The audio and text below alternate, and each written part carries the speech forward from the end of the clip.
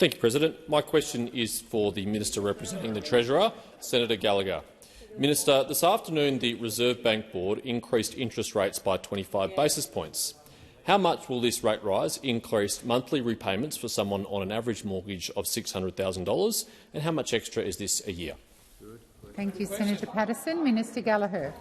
Thank you, President. I thank Senator Patterson for the question, and I'm not here to give individual mortgagees financial advice on how much. Well, it depends on the terms of the mortgage and the amount of the mortgage.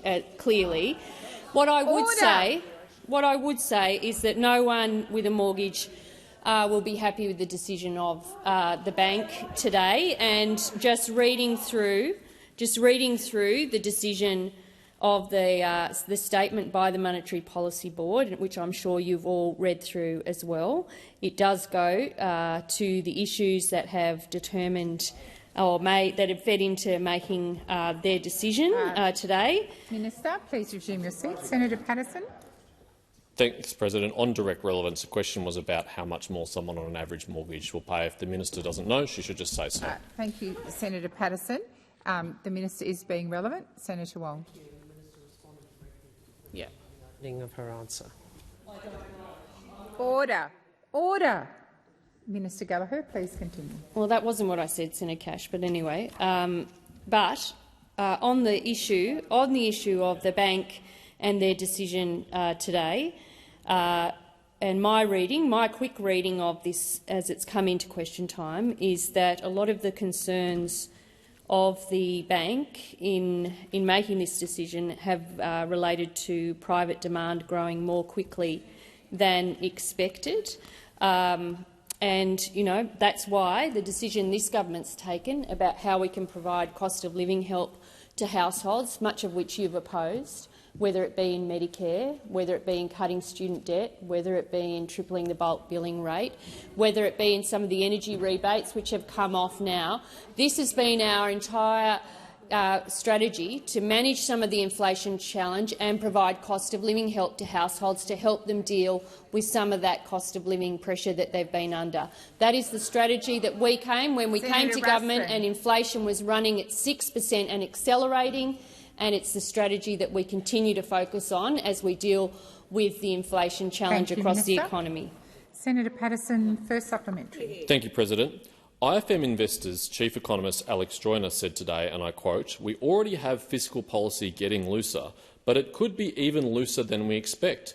The fiscal guardrails have come off." Minister, if even industry super thinks you have a problem, isn't it clear that the government's arrogant and stubborn refusal to even acknowledge the problem of government spending-fuelled inflation means every Australian mortgage holder and renter will today pay the price? Thank you, Senator Patterson. Minister Gallagher. Thank you. Well, I also note that economists, if you got them all in a room, I think 10 economists in a room, you'd have 10 different answers. And so what I would also say back to you, Minister, please resume your seat. Order. Order. Senator Patterson was heard in silence, and the minister will also be heard in silence with her answer. Minister Gallagher, please continue. Thank you. What this government has done is improved the budget by $233 billion. We've found $114 billion in savings, something that those opposite never were able to do.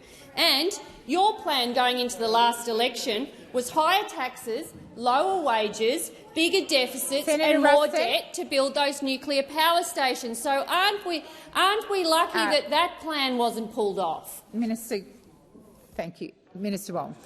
I'd ask you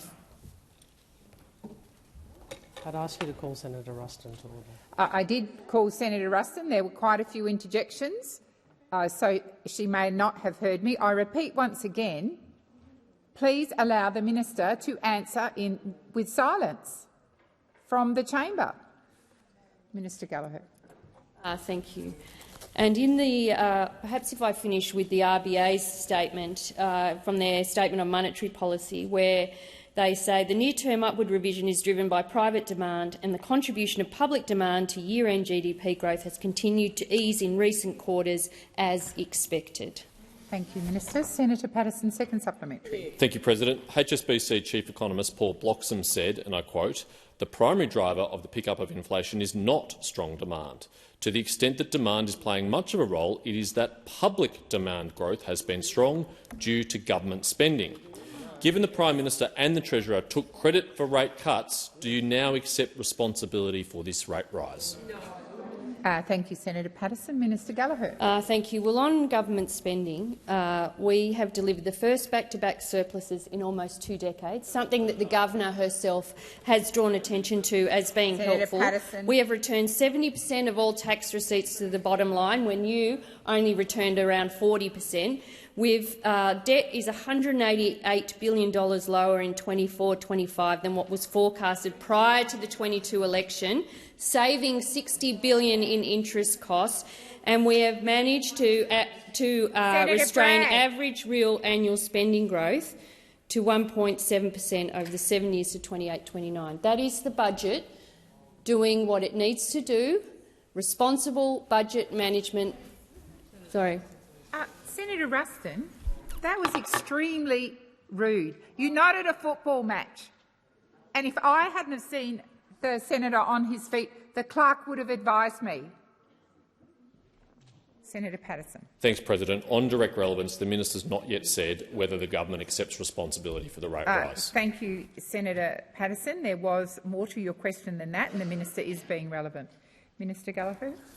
Thank you. And so we have taken decisions in the best interests of the economy to manage the budget in a responsible way, to find savings and to make investments where we need to make those investments, in areas like health, in areas like payments Senator for people Patterson. on low income, in areas like housing, dealing with climate change. Has expired.